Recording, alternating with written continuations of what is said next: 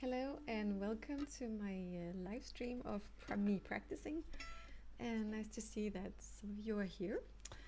Um, I have checked that the chat should be ongoing and it's working, so that's really nice. I don't feel so alone this time compared to the last. So 18 degrees, that's nice.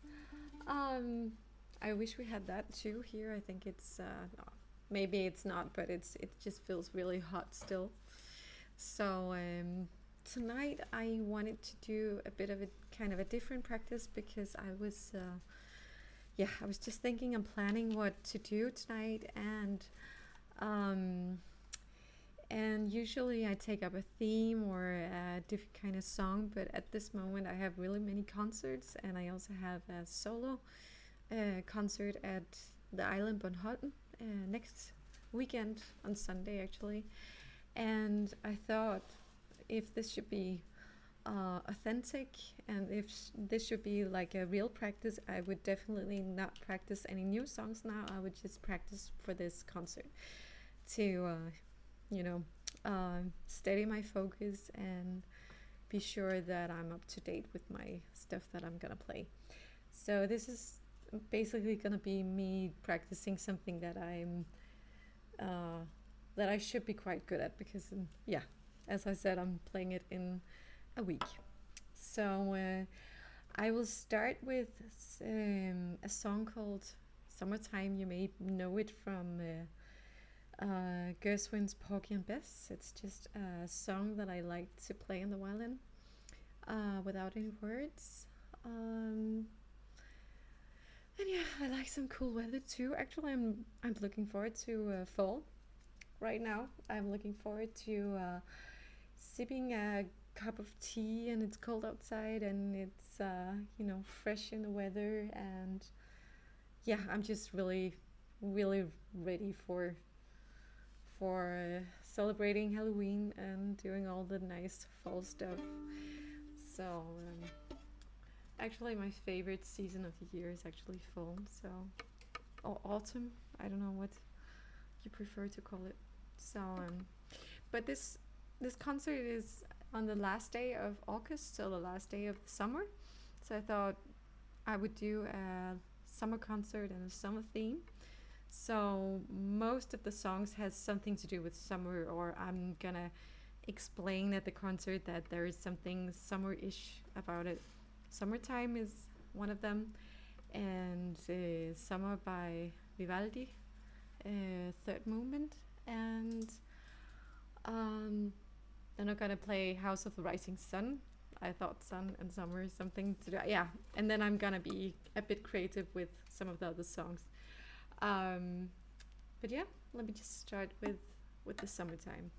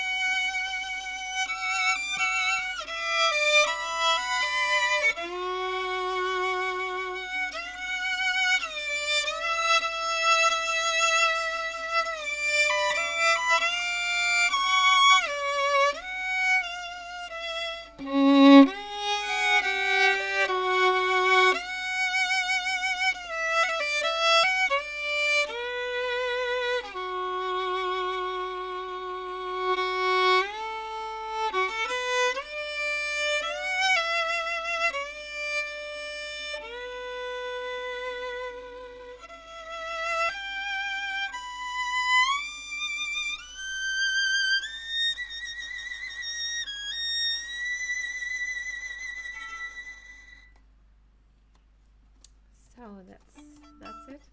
And hello to you, Ratchet.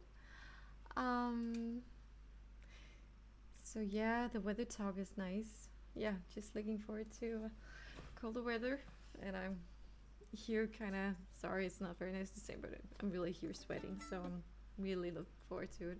Somehow it's like when you're streaming and you have all this hot equipment around you and you're concentrating, and it's like, oh, it builds up. So after every stream I'm like going outside, but so just moving this up a bit.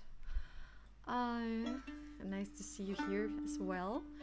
So as I was saying, I'm just practicing for my concert I have in a week with some summer stuff, and this was summertime. As you could hear, it's an arrangement I didn't actually practice or write it myself, but it's a very nice arrangement with some double stops, and that's what I guess I'm gonna practice that now.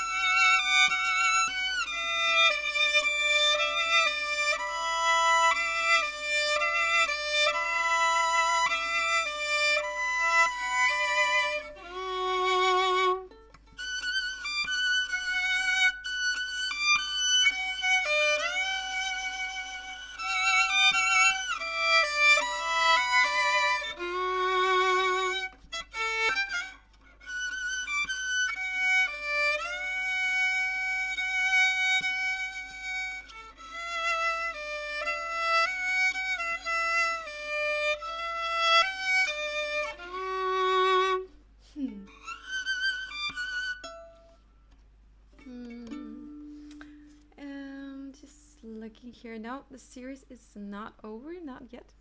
And yes, it's the summertime. It's I think it's from the 50s or 60s.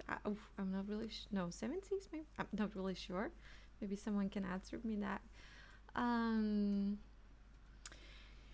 actually, and yes, it was a concert that I was talking about on Instagram. I think I'm gonna do the same thing where I'm gonna make some videos where I'm showing the trip over there, because I'm gonna take a night ferry over there from our island to Bornholm. I haven't tried that before, but it's a sleeping. I got a sleeping cabin, so, and it's sailing at 12:30 in midnight, and then it's there at 6 in the morning, and then I'm gonna play at 4 o'clock in the afternoon. And then I have some music friends that I'm staying with as well, so I'm making kind of a trip for it. And it was from 35, so way earlier. Okay, it's nice. But actually, when you're writing this, Regit, I actually I wanted to talk to all of you actually about these series of live streams, because I just got this feeling that I would love to do some more on my channel, but maybe I would turn down a bit of the frequency of these streams. Actually, maybe doing a stream once a month, and then focusing more on actually posting the covers, and maybe once in a while do some more streams up to a cover. I could do that, but I can really feel that when I also have concerts and I have to practice up for them and have something during the week, it's really quickly getting to be Sunday again, even though I really love to see you all here every week, and I think it's amazing that you're all here. But I just looked at my channel, and then I realized that there is like really many streams and not so many music covers out there. But that it was just a thought actually. So, and if you have any thoughts yourself and any ideas of developing what I'm doing here, because yeah, but I'm just I'm afraid that it's going to someday get boring, or just too much of a routine where it's not developing enough.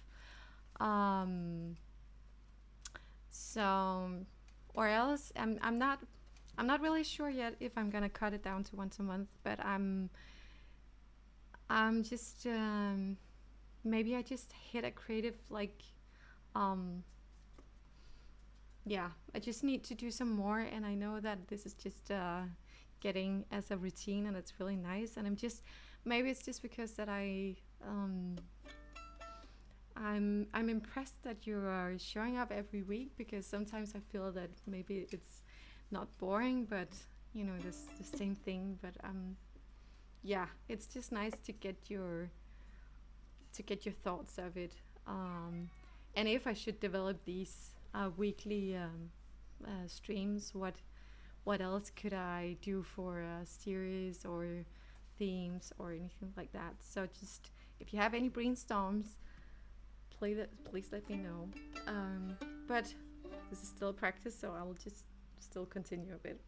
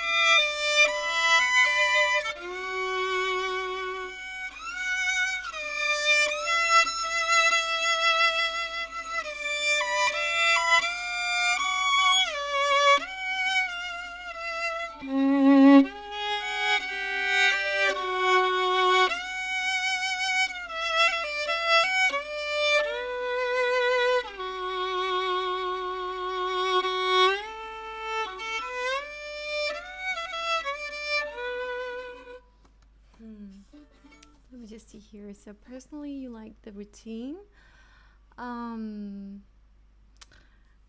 and yeah, it's easy to remember, and I am, and it does still work for me. I just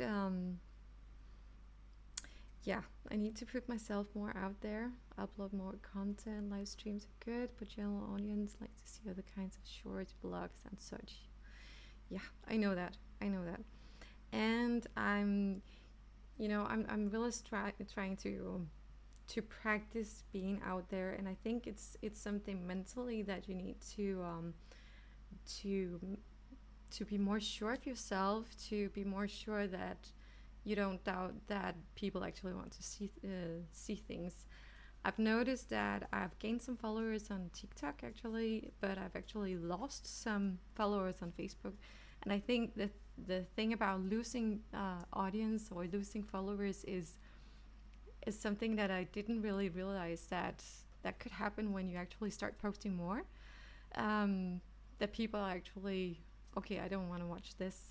And in the start, I actually had to really work on not taking it personal. And I think it's something that many musician goes through, because it's something so personal when you go out with your music that you're like, oh, does it need to be more perfect when when I'm not sharing? And so definitely something I'll work on. But I can feel that you still wanna watch every week, and it's every Sunday. So I guess I'll just, oh, sorry. I guess I'll just continue. It's not that it is not that I decided beforehand. It was just an idea because I thought I would be very sad if this was gonna be something that was too much of, if you can follow me, because that is something you worry about when you post too much. And I'm not posting much of other stuff, but I'm posting much of my live stream. So I was thinking about that, but I guess maybe you're right, Richard, to post something more on the other platforms to gain some more viewers. It could be fun, you know, to have not only a handful. It's nice to have a handful, but it could be fun if you were like 10, 20, 30 people in this. And you hit the same trouble getting myself. Yeah, you maybe know that. You tend to play too much alone. Yeah, and I don't know why we were built like this. As musicians, I could really imagine there is a lot of really, really good musicians out there in the world, which no one would ever know that they exist. Just because that one thing is to get good on your instrument, and a whole other thing is actually to get comfortable of sharing it. I'm very used to share on concerts. I have no problem about that. No problem of telling people in real life, but above all, do what's best. Yeah, I could Oh, you mean experiment with different? I could do that. But it's just nice to see you here, and it's nice to get your views on it, because that actually helps me a lot to not just have this kind of wall that you're posting on, but you actually get some response, some real life response. That's really nice. So but I think I'll just take this once more, and then if you're up for it, I would love to practice some of the Vivaldi. So going even way further back in music history to what year was that even built or written in? Seasons, year. Wait, now I'm just curious. So back to 1700 and 23rd. No, how do you say that? So the start of the 1700. And actually, a fun fact is that my violin is from 1700. So this was actually written after my violin was built. So that's kind of cool. So yeah, let's just jump into it. So I'm taking the summer from the seasons, and I'm taking it slowly because I want to get it up in tempo, but I'm not really sure that that's going to be tonight. It's going to be on the concert, but if you can't play it slow, you can't play it fast. So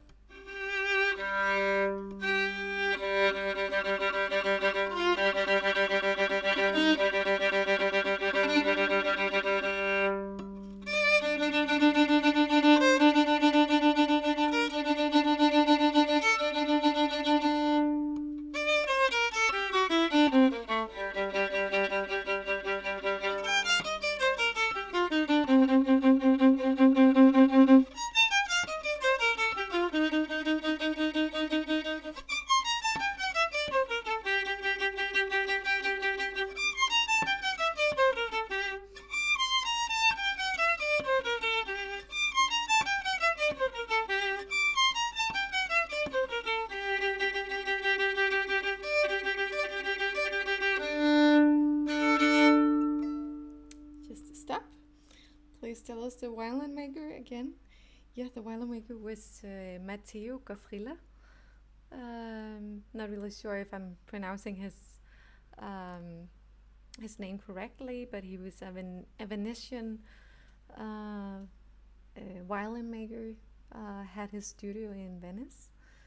So, and actually, this is it was sponsored by a what do you call that? A fund, I think you call that. But yeah, and this one definitely reactivates dopamine pathways. No, Gofriller. Gofreiller.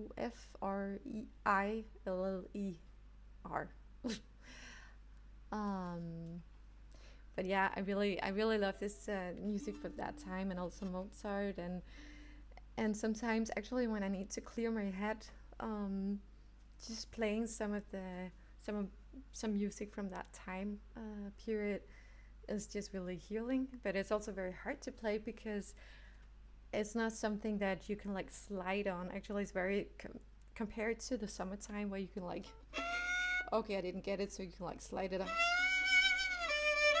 You can like make it something that, oh, that was meant to be. But if you don't hit the notes in Vivaldi or Paganini or Mozart, it's like you just hit a hole and then you're like stuck. So it's either right or wrong, and that's really challenging. But when you get it correctly, it's just, yeah, it's very satisfying to listen to. So.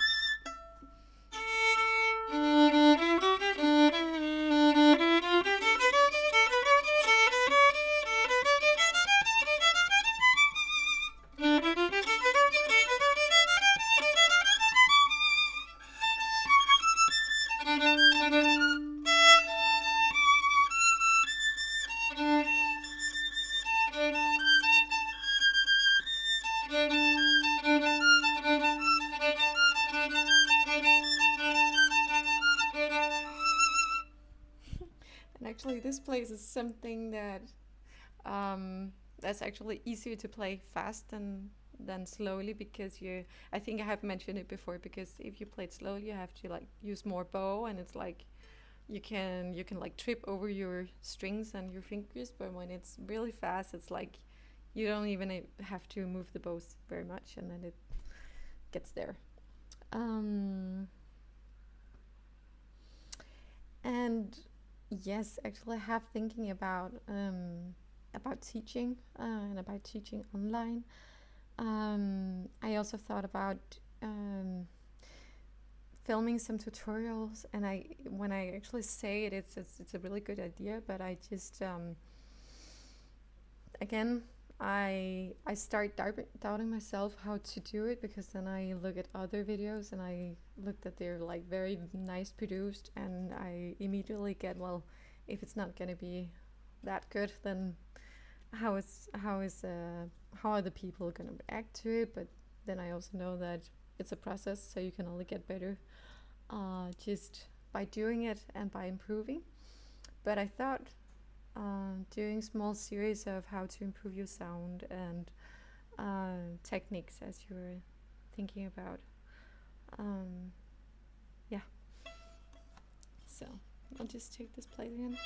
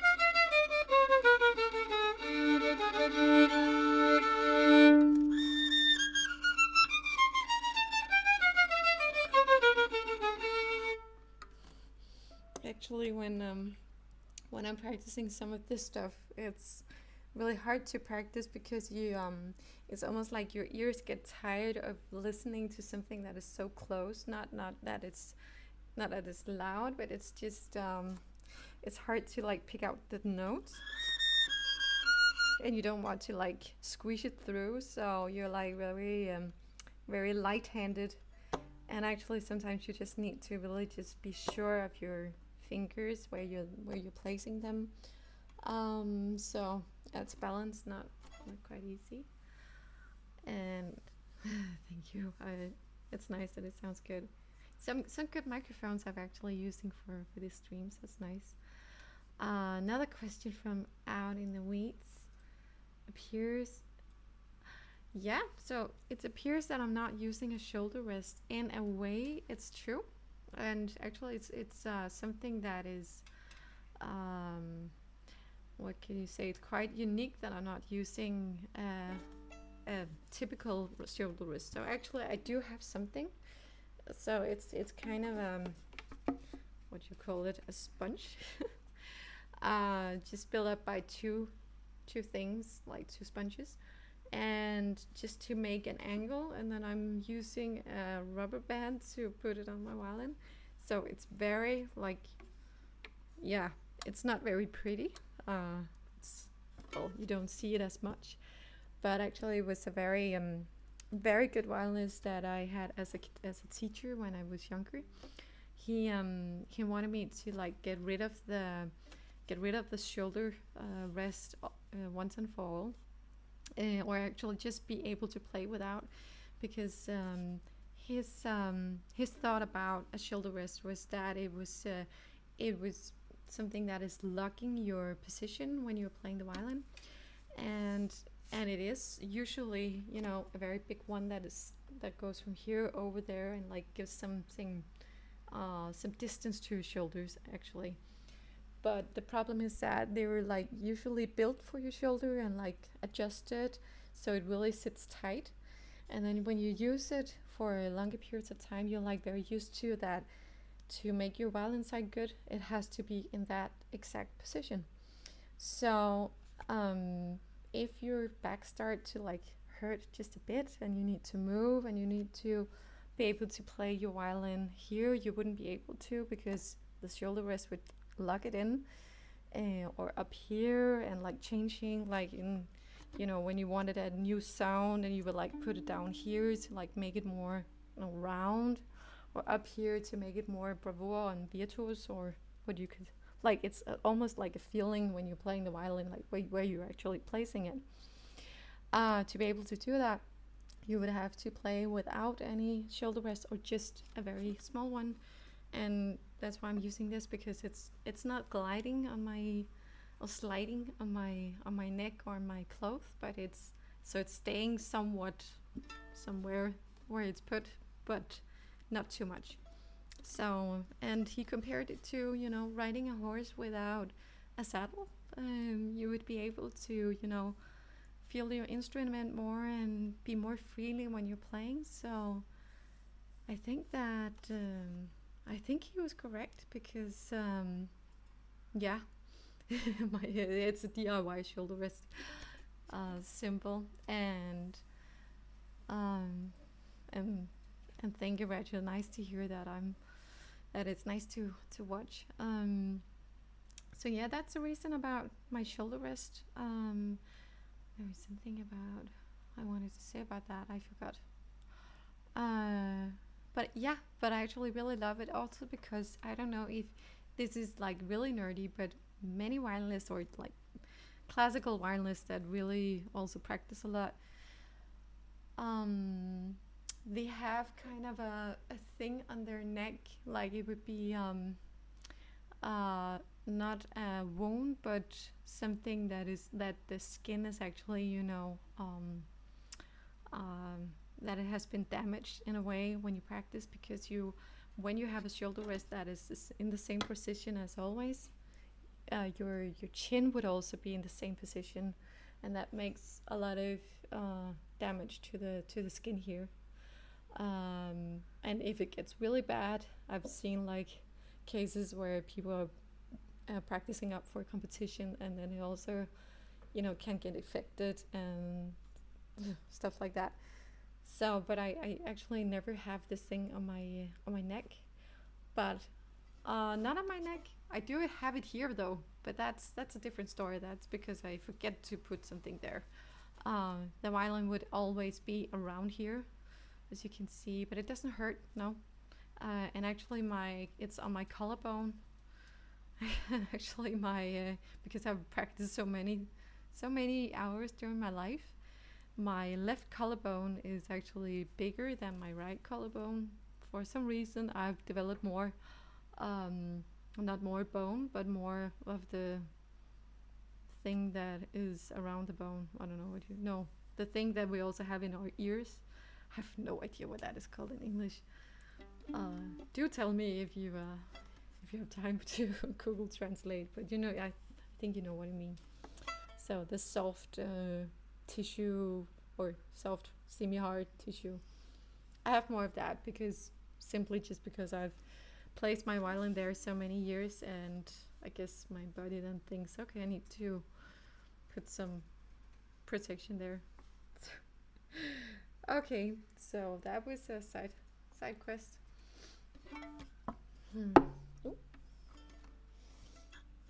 So back to Vivaldi.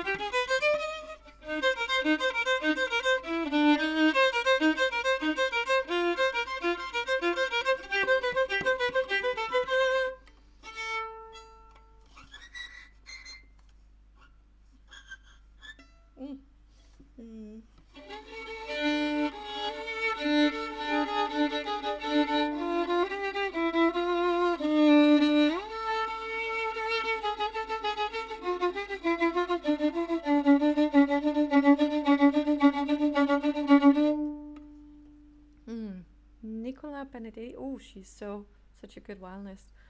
What has she? I haven't heard about her talking about the mark in the neck problem, but I'm curious to know what she thought about it and how she's preventing it, or if she has it or is dealing with it. Yeah. Again, I don't feel that the collarbone problem is as huge as the neck mark could be, because I don't know, somehow that skin up there is really thin and has some problems. And yes, it is different. I can increase my microphone, so that's the microphone I'm using for the violin is here, but I think it's because my violin is going through both microphones, but I can put it up a bit. So that should be somewhat better, and I could also go closer to the microphone if I was mindful about it, but thank you.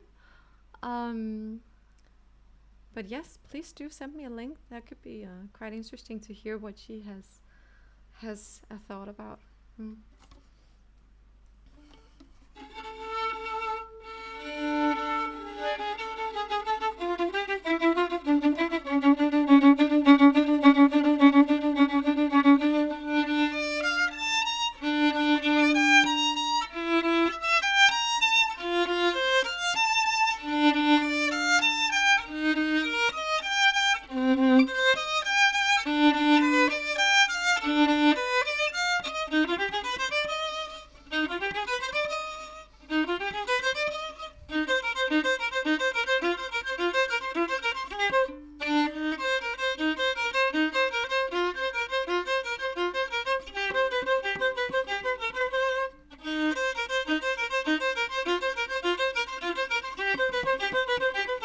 And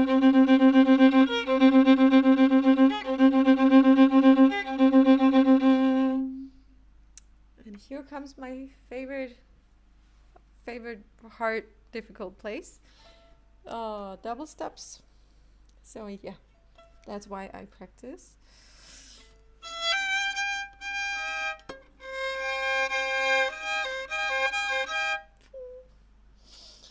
It actually sounds better when I'm playing it fast, but yeah, I think it's cheating.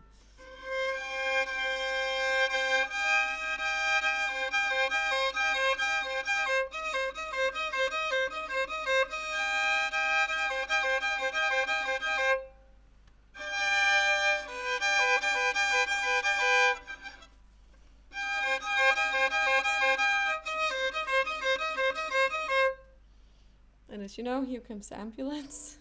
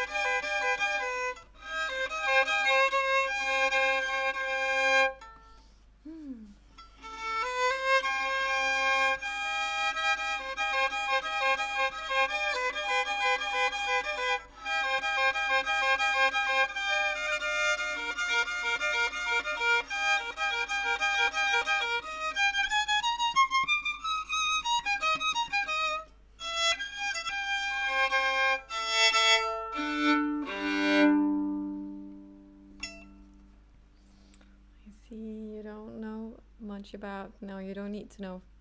If you don't want to, you don't need to know about other. And let's just agree that I'm the best violin player. That I'm totally into that. And you know, it depends on your taste. So I guess everything is relative. So I could be the best. No worries.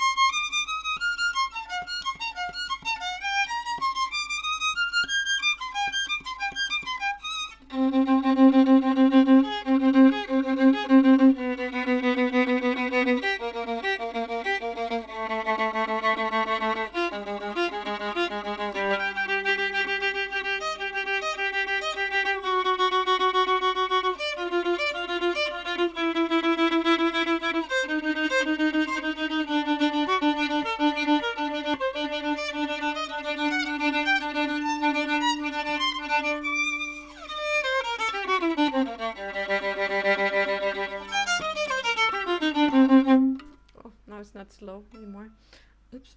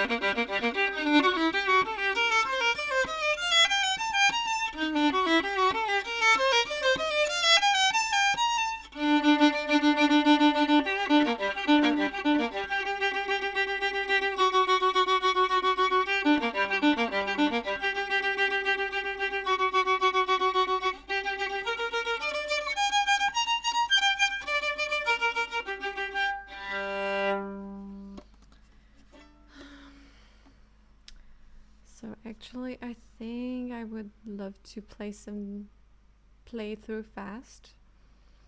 And I know already now that I'm maybe not going to be able to make all the notes correctly, but I just need to jump into it and just have a feeling that, okay, where is it now? And sometimes I know I'm talking much about not practicing any mistakes, but sometimes you really just need to have a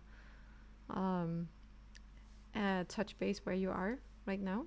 So that's what I'm gonna do. So this is gonna be like, I'm gonna move back a bit because it's gonna be just a bit more concert-ish. So yeah, need space.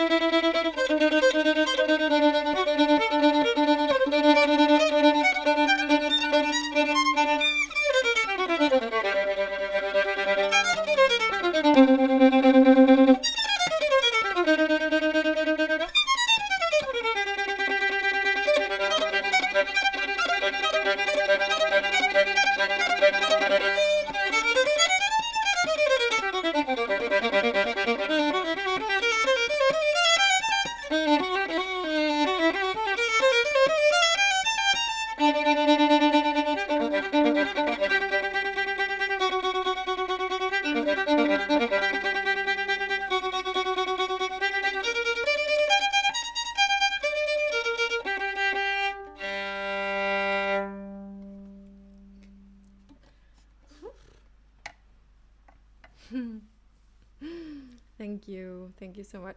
So as you could tell that there is like 80-90% was like really wow kapow, and I already know that there were some places that needs more attention, but actually you only notice that when you like switch it up to the real tempo, and that's why sometimes you just need to like jump into it, because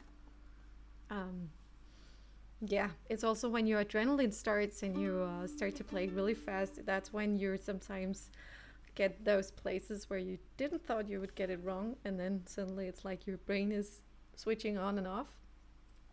So actually when I'm playing this kind of music, I am saving my brain for the hard the hard places, the difficult places, and when it's easy, I'm like, it feels like that I'm actually training it a bit off, like doing an autopilot, to be able to like fine tune it when I get to the difficult places again.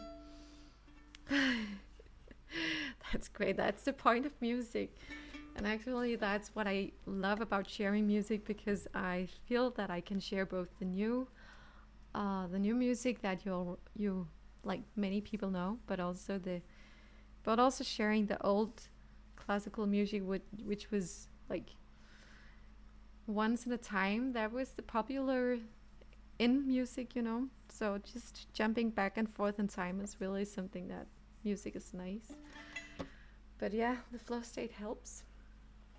Can I? So usually I would sit actually with my sheet music and just write where it went wrong. But when I'm streaming, like now I just forgot it. I guess no. I think it was, where did I get it wrong?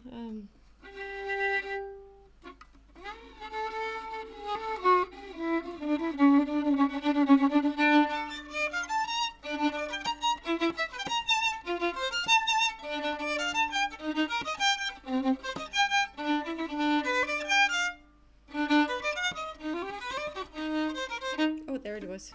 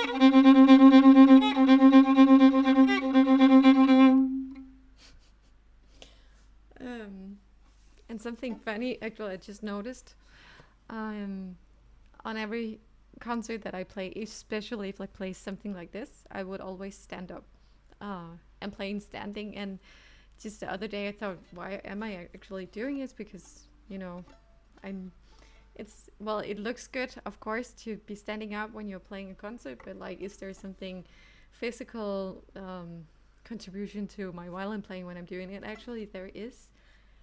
Because places like these,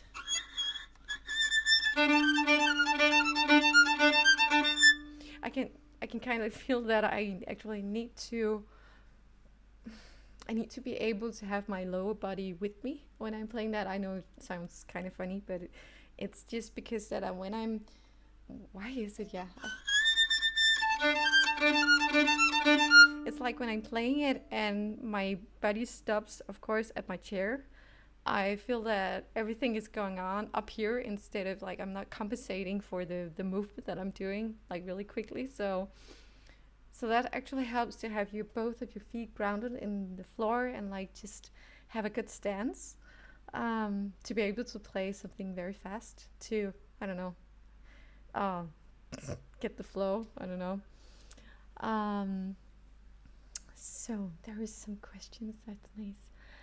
Yeah, it's because my posture is more open. But yeah, you could say that because I'm kind of hiding here. And actually, I just yesterday I played a concert together with a cellist, and me and her, we also a couple of days ago practiced a lot for this. And we practiced when she was of course sitting down. She's a cellist, but I was also sitting down. And I actually had some aches in my lower back afterwards, because I think because of sitting down, because I'm using so much of my upper body. And when you're like standing still in a chair or sitting still in a chair, you're moving more of your hips and your lower body. You're not moving your hips, so you're moving your lower body to the music, like compensating back and forth there instead of compensating with your whole body. So next time we're gonna practice, I think I'm not gonna sit too much doing it. Like this hour is not a problem. I'm also talking a bit, so it's not that much. But actually, when I'm practicing, I am switching always between just sitting down when if I'm concentrating and playing slowly. But if I'm playing something like this, I would actually stand up and practice that. Um, and yeah, it helps to play with the entire body. So I got a question up here, like, where do you see yourself in 5 years? Um, if I'm seeing myself playing music in a stadium, I think I think I've actually had a lot of dreams come true regarding standing in front of or playing in front of many people. I've also played for the Danish Eurovision. There was a lot of people watching there, and I would always love to get a lot of those jobs because that is the biggest thing. I also back in 2018. Uh, I actually played at Roskilde. That is Roskilde Stages, or the festival. It's a very big festival in Denmark, and I played together with Eminem at the big stage. So there was hundreds of people out there, and that was a huge experience also. And so actually, my biggest dream in 5 years would be I have to define it, yeah, but that would be to play in front of thousands or hundreds of thousands of people online, actually, not necessarily live, but you know that there is such a big flow that I'm actually getting famous online. Like, if you know Lindsay Sterling or some of those violinists, that you're actually having the feeling that it's I'm not saying that I'm gonna be like the next Lindsay Sterling, because I wanted to do something in my own way, and I think she's very good at talented and also to get her music out, but it's not the same way I would go. But I would love to have somewhat some kind of same status, that if you're thinking about a violinist, then you also have my name in mind. And yes, I played with Eminem. I'm not kidding. She actually, no, he had his crew with him, but every time he was playing in different Nordic countries, he would book musicians in for his show.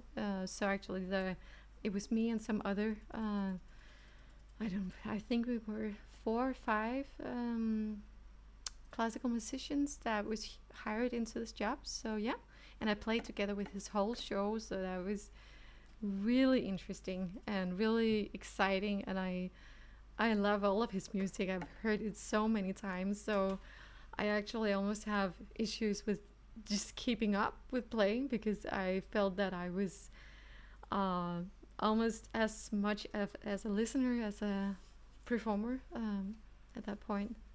Unfortunately, I didn't get to like really talk with him.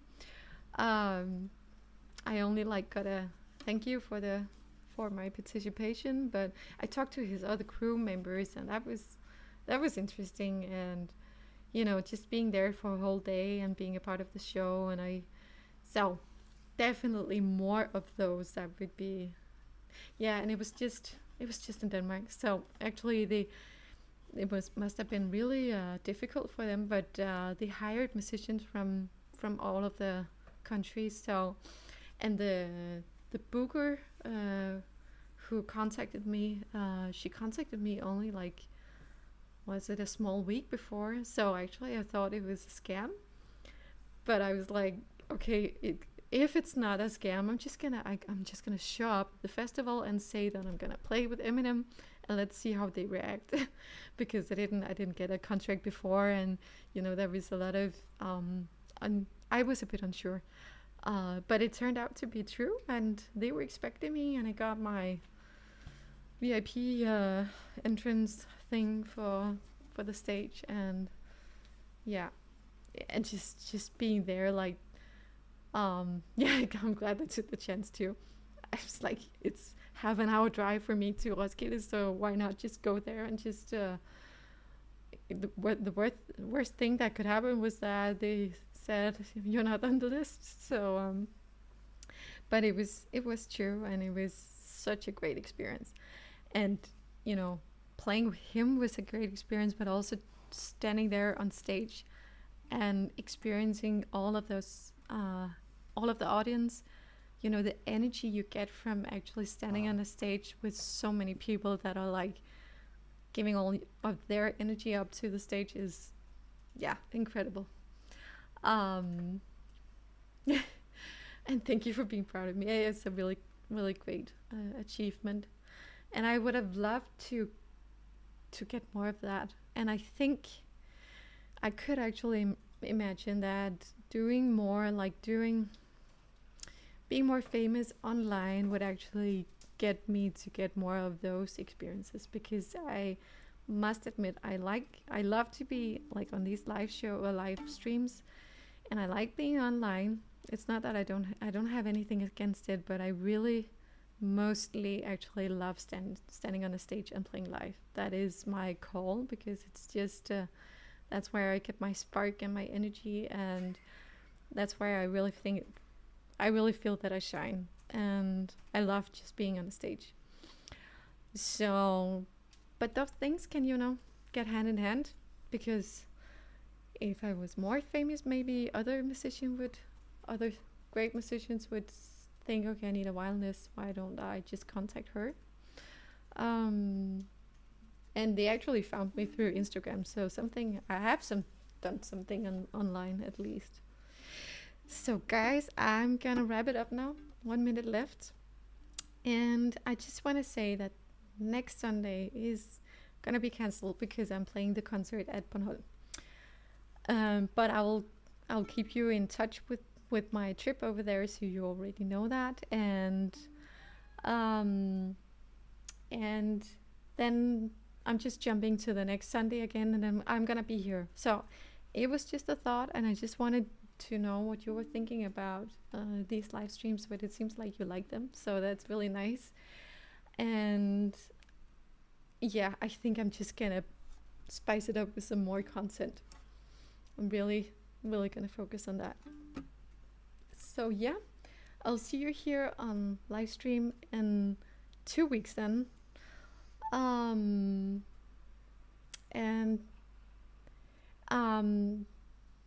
yeah, well, I could stream from my concert, but that would be like 4 o'clock. I don't know what time that would be in the States, but I could do that. That could be fun thing to do.